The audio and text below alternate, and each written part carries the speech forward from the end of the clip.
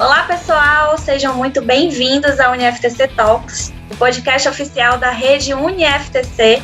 Meu nome é Ana Paula Marques e hoje nós iremos discutir o tema Odontologia em Movimento, para inaugurar esse novo formato. Isso mesmo, agora o UniFTC Talks também acontece aqui no YouTube da rede UniFTC, além das plataformas digitais, por onde você provavelmente já nos conhece. E assim a gente vai continuar, pretende continuar te conectando a temas atuais e relevantes sobre o mercado de trabalho, suas tendências e trazendo também muita informação, novidades e convidados para agregar o nosso bate-papo. E nesse primeiro episódio especial de inauguração, nós convidamos o professor Edson Jorge Moreira, que é coordenador da área de odontologia da rede UniFTC, e ninguém melhor do que ele para falar sobre esse assunto. Tudo bom, professor? Seja muito bem-vindo ao nosso podcast. Olá, Ana Paula. Muito obrigada. É uma honra participar desse primeiro episódio. A honra é toda nossa. Então, professor, antes da gente iniciar o nosso bate-papo, eu queria trazer aqui alguns dados sobre a saúde bucal no Brasil, Alguns dados que, enfim, a gente deu uma pesquisada aqui. Nós descobrimos que o Brasil é o país com o maior número de profissionais dentistas do mundo. Em 2020, foi constatado que 19% dos dentistas do mundo trabalham aqui no nosso país. E esse dado acaba não refletindo em um maior acesso aos serviços odontológicos, Temos aí algumas estimativas também do IBGE, que afirma que 41,5% da população brasileira com 60 anos já tem dentes comprometidos. E a gente sabe, que isso acontece por uma série de questões que vão desde a distribuição dos profissionais nas diferentes regiões do país. Por exemplo, há uma diferença entre o Sudeste e o Nordeste, até a inserção desses profissionais em políticas públicas. E aí eu queria que o senhor falasse um pouco sobre a importância da saúde bucal para a população, como que ela interfere até mesmo em nossa saúde, geral, na saúde geral do indivíduo. Muito bem, Ana Paula. Você fez uma abertura aí brilhante e chamando a atenção para um tema de alta relevância, que é o número de profissionais formados no Brasil. A gente tem aí em torno de 19% a 20% de profissionais do mundo, do mundo. Somos quase 400 mil cirurgiões dentistas formados aqui no Brasil, em atuação. E isso, ainda que a gente tenha um número elevado e que consiga fazer a relação ideal, não existe uma relação oficial, mas existe uma relação ideal de dentista pela população. Ainda que a gente atinja esse número ideal, existem grandes centros que têm essa proporção atendida, porém o grande interior, seja da região norte, nordeste e também do sudeste, lá que nós temos uma proporção de profissionais pela população bastante desfavorável. Quando foi reconhecida essa condição de que o Brasil tem o maior número de dentistas do mundo, houve uma colocação paradoxal dos estrangeiros, Quando é o país que tem o maior número de dentistas, porém é o país que tem o maior número de desdentados. Isso refletia quase que a realidade. Era uma maneira jocosa de se colocar, mas refletia quase a realidade. Nós temos aí nesse levantamento que se aborda do IBGE, um grande número de pessoas chega na fase adulta, no final da fase adulta, sem ter ido ao consultório dentário, sem ter procurado auxílio no consultório dentário. Enfim, o que se tinha num passado recente era que a perda dos dentes era um processo natural. Então a pessoa nascia, tinha os dentes de leite, os dentes trocavam, aqueles dentes permanentes permaneciam na boca enquanto na sua vida útil, e depois era comum a pessoa imaginar que ia colocar uma dentadura no final da sua vida. Então, essa nossa abordagem dos últimos 20 anos, uma abordagem de prevenção, promoção de saúde, vem muito trazendo um conceito da Organização Mundial de Saúde que relata que saúde não é não ter doença. né? Saúde não quer dizer só não ter doença. Saúde é muito mais do que isso. Saúde é promover um bem-estar social, ambiental, do indivíduo na sua comunidade, na sua família, né? Eu costumo dizer, Ana, que dia 25 de outubro é comemorado o Dia do Cirurgião Dentista Brasileiro, né? E aí as pessoas colocam lá nas redes sociais, o profissional que promove sorriso, o profissional que cuida do sorriso. E eu costumo dizer isso já há alguns anos, né? Publiquei, inclusive, que quem produz sorrisos é o cômico, é o palhaço, não é o dentista. O dentista promove saúde. Você pode imaginar uma pessoa sem dente algum na boca, sorrindo, feliz por ter tido um câncer de boca curado? Nós vemos isso com muita frequência. Então, o sorriso não tem, a odontologia não tem a ver com sorriso estético, com os dentes brancos, bem alinhados, todo mundo com a cara igual, todo mundo parecido. Não tem. Tem muito mais a ver do que isso, né? Então, a odontologia, ela mudou. Ela mudou no sentido de, na década de 80, por exemplo, 95% dos profissionais que se formavam caminhavam direto para a sua clínica privada, para o seu consultório particular. Uma pequena parcela de profissionais ia buscar o serviço público, ia buscar os concursos. Hoje, nós vivemos exatamente a inversão dessa proporção.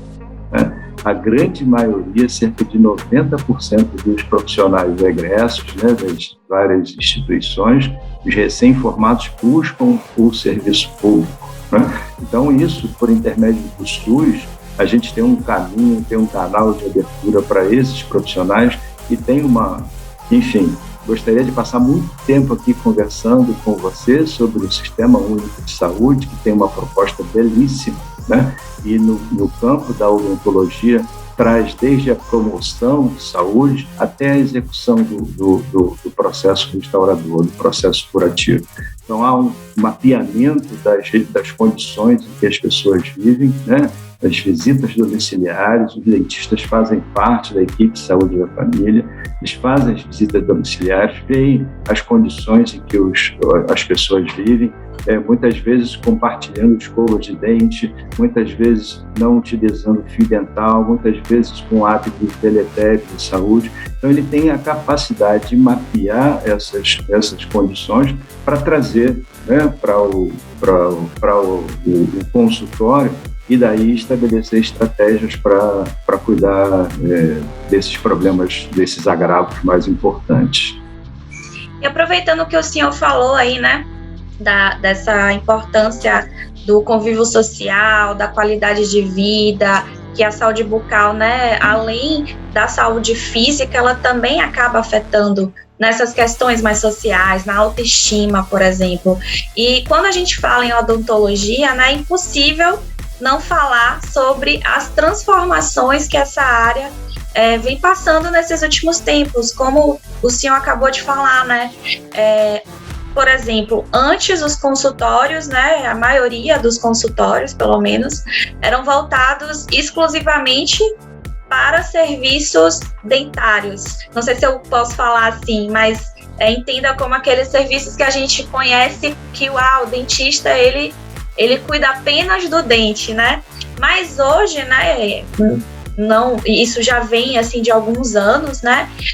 Esses profissionais, eles já incorporam serviços estéticos, como por exemplo, harmonização facial, clareamento dentário, a bichectomia. Então, a gente pode dizer que hoje essa área, né, a área da dentística, que cuida de toda essa área de clareamento dentário, tratamentos restauradores, aplicação de lentes, essa área é uma especialidade visada pelos profissionais de odontologia do futuro, e eu queria também saber como que o ensino superior está se adaptando a esse contexto, né, que é relativamente novo.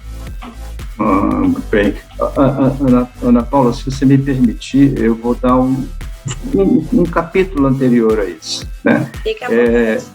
é quando a gente traz a odontologia para o cuidado da saúde como um todo, né? O cuidado integral da saúde. Diversas teses, né, de doutorado têm sido abordadas com o tema a influência da saúde bucal no parto prematuro, a influência da saúde bucal nas cardiopatias, a influência da saúde bucal nas doenças renais. Então, a gente vê que há um sistema, né? Assim como a gente tem no organismo, o corpo, você tem um sistema respiratório, são vários órgãos que compõem o sistema respiratório. A gente tem na boca o que a gente chama de sistema estomatognático, que não envolve só dente, envolve dente, gengiva, língua, bochecha, a parte, o terço médio da face e as articulações temporomandibulares. Essa articulação que a gente tem na mandíbula, né? Quando a gente... É o único osso da mandíbula que, quando você movimenta, as duas articulações funcionam simultaneamente, né? O que mais se parece é o joelho, mas você consegue dobrar um joelho sem mexer o outro. A mandíbula não.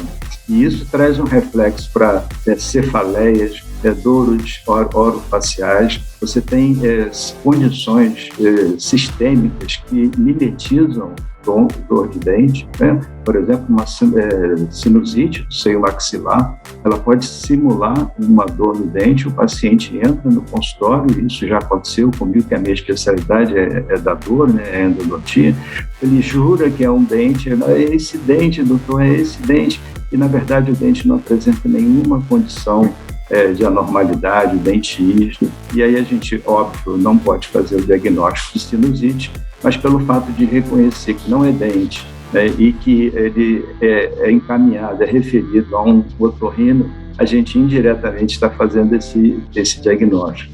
Então, a odontologia ela é muito além, né, do céu da boca, como diz Narvaez aí no livro dele, muito além do céu da boca. Existem a relação que existe entre as manifestações, principalmente as periodontais, né?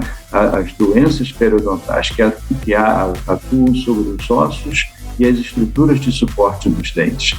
Então, você tem lá até uma certa fase da vida, seu medo é sempre ter cárie, né? Você escova o dente para não ter cárie, você escova o dente para não ter o bichinho da boca e tal. Depois, esse bichinho, ele muda de especificidade com a idade e ele não quer mais saber de fazer nenhuma destruição sobre os dentes.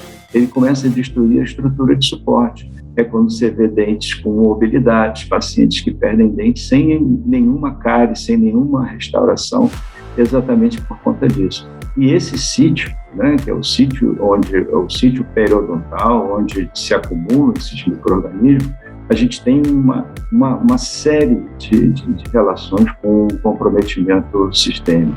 Então, assim, eu precisava fazer essa colocação para trazer. Bom, a odontologia, sim, vem passando por um apelo estético bastante importante. Um apelo estético hoje que vai desde a colocação de lentes de contato, que deixa o público doido, né? Vai colocar lentes de contato no dente, são as facetas, né? São capinhas que são colocadas sobre os dentes para dar recontorno, para dar uma nova cor ao dente, enfim, para mudar o sorriso, muitas vezes de acordo com o que o paciente deseja, mas a gente sabe que não pode ser assim, né? A gente precisa ver a harmonização que causa. Então, quando se propôs a especialidade de harmonização orofacial, ela veio com essa proposta, né? Primeiro uso da toxina botulínica foi para aliviar as dores das articulações temporomandibulares. A toxina tem um efeito sobre o músculo, né, que o relaxa, que o paralisa. Então, as dores orofaciais começaram a ser tratadas assim. E daí começou-se a perceber que eles podem servir com preenchimento, material com finalidade estética. Hoje já tem os fios estéticos que são colocados. E, enfim, o dentista tem uma limitação para atuação, né? Eu estou falando disso aqui, dessa região. Ele tem uma limitação do queixo até o finalzinho do nariz, né? Nossa área de atuação é essa.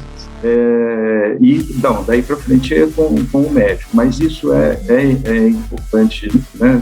É a mais nova especialidade. que vem sendo colocada aí à disposição. Muita gente termina o curso de odontologia e quer aprender em 2 semanas, 1 semana, 1 mês, essas técnicas, e isso não é possível.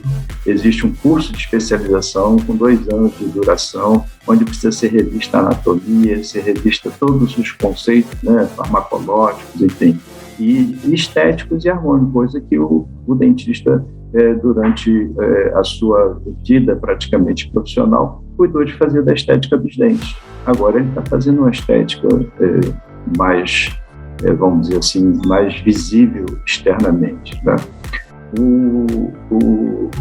O dentista, no passado, era considerado um artesão, né? Veio lá do início da profissão, ele era o barbeiro, que o barbeiro cuidava de dente, enfim, é uma história muito bonita. Podemos um dia tomar um café e eu te conto a história. Era considerado um artesão, aquele que sabia esculpir, aquele que sabia fazer, usar o material e tal. A revolução, né, tecnológica, que a gente mais chama de evolução tecnológica, deixou esse cara para trás, né? A habilidade manual deixou de ser a principal competência que ele deve desenvolver. Os materiais mudam, Ana Paula. As técnicas mudam. Um aluno entra hoje na faculdade, daqui a 5 anos, ele já tem outros materiais, ele já vai ter que trabalhar com outras técnicas. Se ele não desenvolver a sua competência intelectual, ele não consegue se manter atualizado. Então, o que faz, né? Finalizando respondendo a sua pergunta, a parte final. O que fazem as instituições de ensino nesse momento, né, para poder fazer essa adaptação? A gente precisa criar o hábito no profissional de ser um clínico generalista, que essas são as diretrizes, né, que a gente recebe do MEC, mas com seu senso aguçado, seu senso de curiosidade aguçado, para ele poder percorrer, né, pela flexibilidade que a gente dá nos cursos, ele percorrer os outros campos, as outras áreas de atuação, para ele poder se identificar, né, como profissional atuando em prol da comunidade. E é um processo de estudo contínuo, né? Como o senhor falou, a gente precisa de muito estudo para chegar a essas especializações, muito treinamento, e só lembrando aqui, pontuando que a instituição, a UniFTC, né, lá onde funciona a UniFTC em Salvador, o Centro Universitário UniFTC em Salvador, tem 2 institutos, né, onde acontecem esses treinamentos, que é tanto no ITC, que é o Instituto de Treinamento em Cadáveres, e o IOA, né, o Instituto de Odontologia das Américas, que está sempre fornecendo esses cursos, né, cursos mais longos, outros mais curtos, mas com a proposta de fazer com que o profissional, né, aprenda com essas práticas hands-on, né, que a gente chama de hands-on, né, mão na massa mesmo, porque, enfim, requer muito estudo, muito treinamento. Isso, são cursos de atualização, cursos de capacitação, cursos de especialização. Mas só para enfatizar o que você disse, né, desse treinamento, estudo contínuo, eu tenho dito aos alunos, o Código de Ética hoje estabelece que o profissional tem que se manter atualizado acerca da sua profissão. Então, quando a gente faz o juramento, né, no momento da colação de grau, é tão importante, tão bonito, família aplaudindo, mas ali a gente está jurando estudar a vida inteira. Exatamente.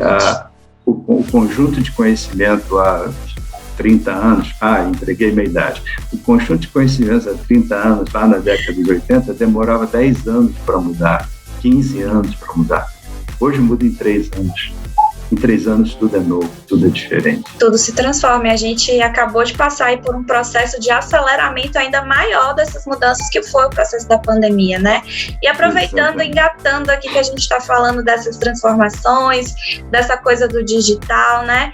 Eu queria entrar um pouquinho nessa onda da odontologia digital, odontologia do futuro mesmo, né? Porque algumas pesquisas recentes apontam que 70% dos profissionais se tornarão digitais nos próximos 3 anos.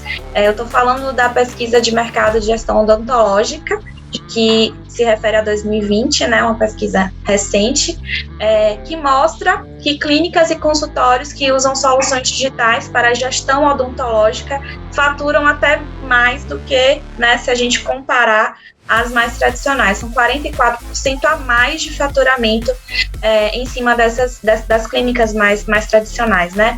Eu queria saber, professor, quais são os benefícios que a tecnologia tem proporcionado, né, às rotinas de trabalho desses profissionais de odontologia?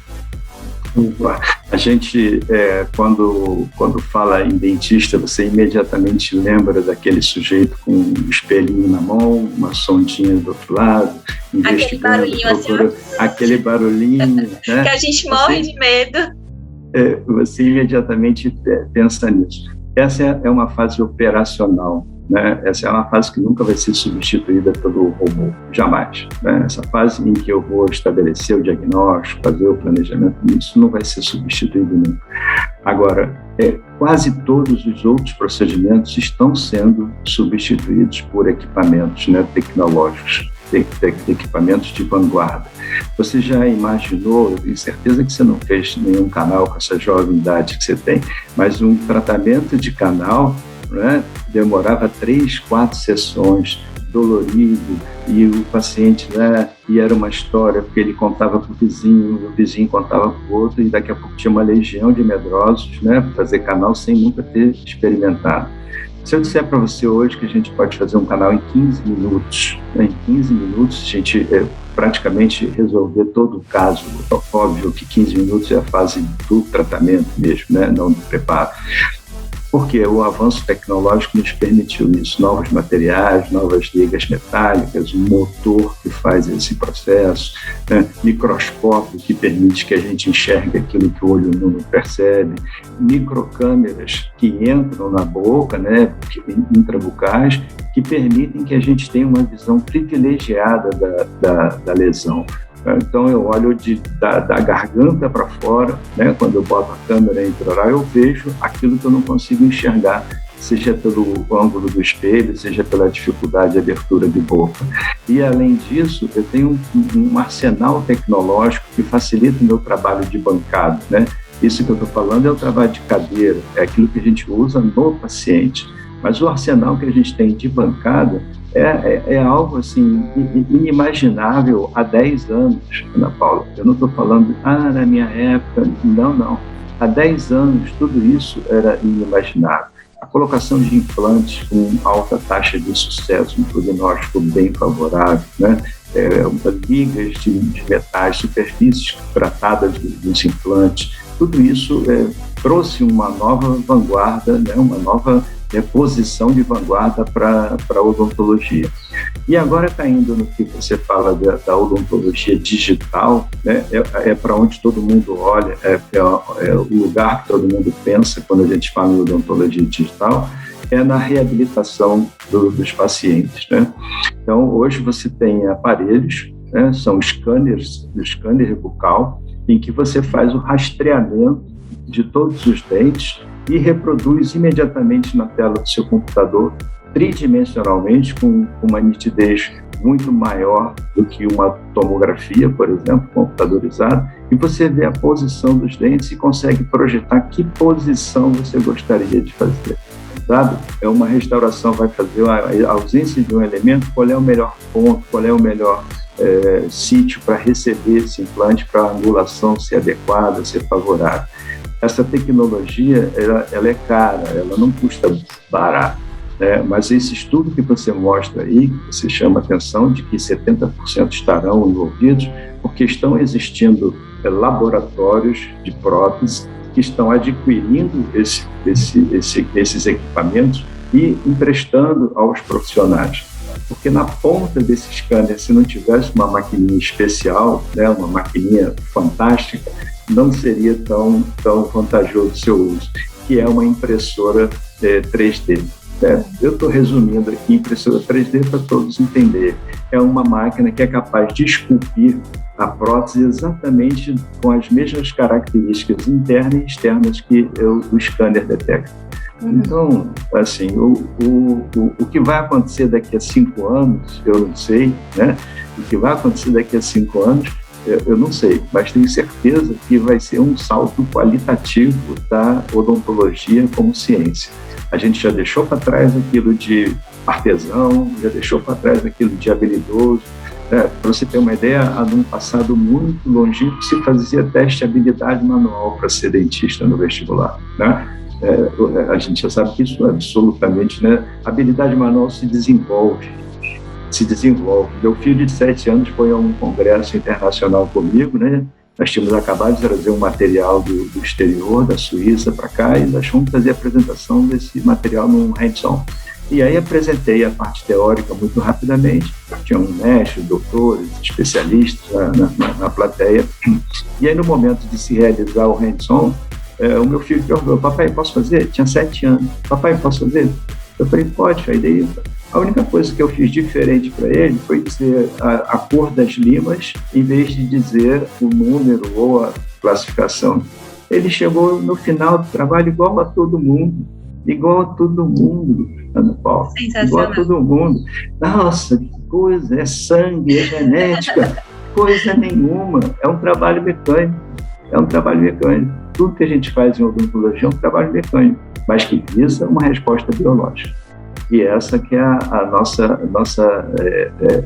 mensagem, né? Quando eu comecei falando do desdentado sorrindo, eu quis dizer que o mais importante para nós é essa recuperação da saúde, né? Devolver o estado biológico normal do paciente, em que ele apresente bem-estar físico, mental, social, ambiental e todas as outras esferas que ele convive.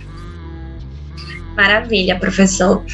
Para terminar, eu queria agora entrar em um assunto que perpassa o universo de qualquer profissional do futuro. Também inevitável falar hoje em dia disso, né? Que é o marketing digital e as redes sociais, que acabaram virando ali ferramentas aliadas dos profissionais, né? Nós vemos principalmente profissionais empreendedores que se utilizam dessas ferramentas tanto para divulgar o serviço ou até mesmo para buscar criar uma autoridade em sua área. O senhor acredita que a capacitação desses profissionais para a inovação, é um ganho importante? Certamente, Ana Paula. Se eu fizer um apanhado agora aqui, se eu entrasse aqui agora numa dessas redes sociais e pegasse 10 dentistas, né, os primeiros 10, eu diria que 8 estão fazendo a coisa de modo inadequado, né? Eu acho que cada setor tem a sua pegada, né? Cada setor tem a sua pegada, e o setor odontológico, né, que é tão séria a profissão, tão séria como a gente já falou diversas vezes aqui nesse nosso delicioso bate-papo, é uma posição que requer respeito, né?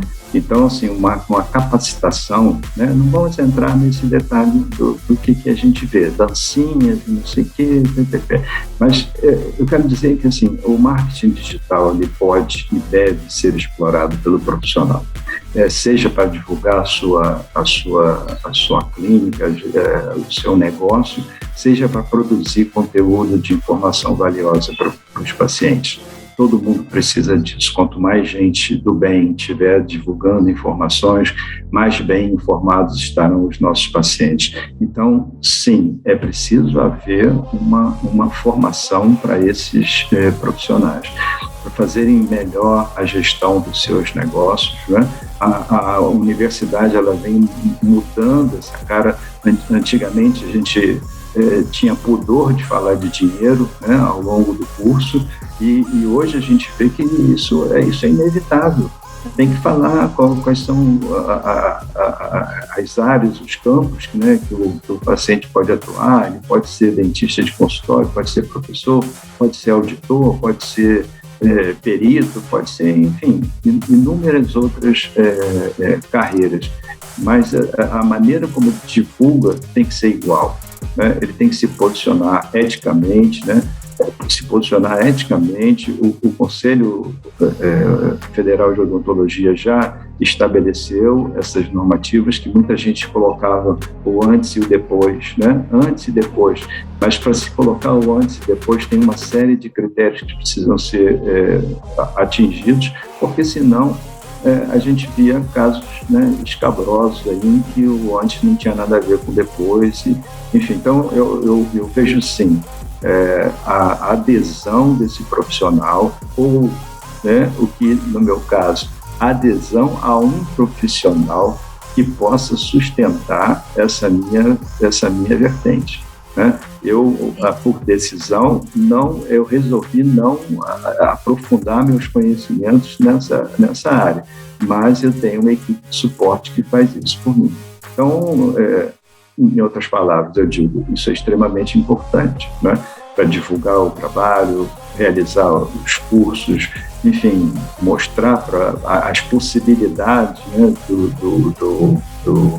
da odontologia moderna, da odontologia. Esse moderno a gente vai ter que ter cuidado falando que daqui a um ano a gente não vai ter outro nome para chamar de moderna, vai ter que falar de ultramoderna, ultramoderna. Cada vez mais. Enfim, cada vez mais. Mas é assim que eu vejo. Perfeito. Antes da gente terminar, eu queria fazer uma pergunta muito importante. A gente tem falado muito em interprofissionalismo aqui na Rede UniFTC. Queria que o senhor falasse um pouquinho, explicasse para quem está nos ouvindo, quem está nos assistindo agora no YouTube, como que o interprofissionalismo ele entra na matriz curricular, né, da Rede UniFTC dentro do curso de odontologia e qual a importância do interprofissionalismo nessa área. Bom, vamos a um exemplo que eu já falei, dei a dica aqui ao longo da nossa conversa. Um sujeito, um indivíduo se apresenta no consultório dentário se queixando de uma dor nessa região. Ele diz, eu estou com uma dor aqui na região lateral da bochecha, dói quando eu abro, fecho a boca e tal. Descartando-se a possibilidade de ser dente, né, de origem dentária, que a gente chama odontogênica, a gente vai pensar no otorrino. Uhum. Tá? O otorrino precisa avaliar esse indivíduo, precisa avaliar esse caso. Descartando-se a possibilidade de ser um problema otológico, a gente vai pensar no neuro, porque pode haver uma dor neurofacial importante que acometa esse indivíduo.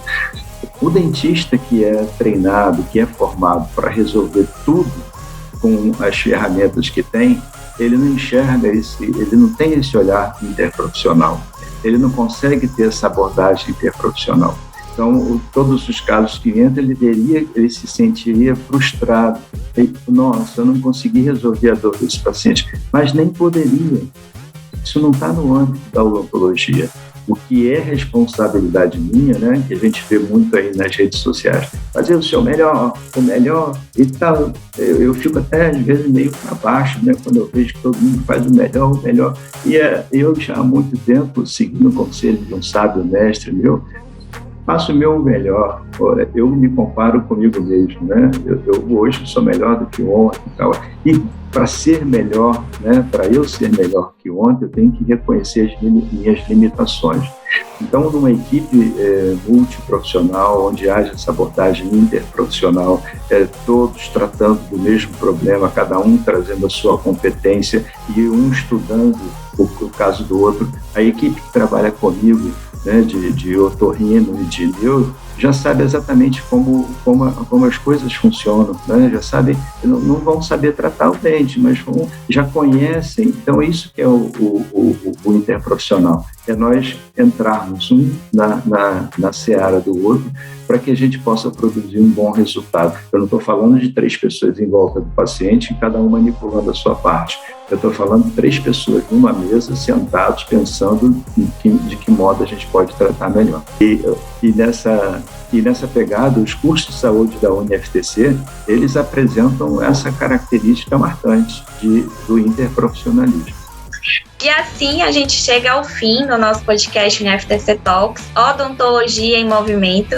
Queria agradecer, professor, sua participação, professor Edson Jorge Moreira, coordenador da área de odontologia da UniFTC, que bateu esse papo aqui maravilhoso com a gente hoje sobre odontologia, saúde bucal, odontologia digital, enfim, todas as inovações aí da área. Muito obrigada, professor, pela sua participação. Eu que agradeço, Ana Paula, estou à disposição. Maravilha. E você que está nos assistindo pode continuar nos acompanhando aqui no UniFTC Talks, tanto pelo YouTube quanto pelas plataformas de áudio, né? A gente está no Spotify, no Google Podcast, no Apple Podcast, Castbox, Overcast e muitas outras plataformas. E você também pode seguir a rede UniFTC nas redes sociais e conhecer de perto, né, esse movimento para o futuro da UniFTC. Muito obrigada pela sua audiência e até a próxima. UniFTC, você em movimento.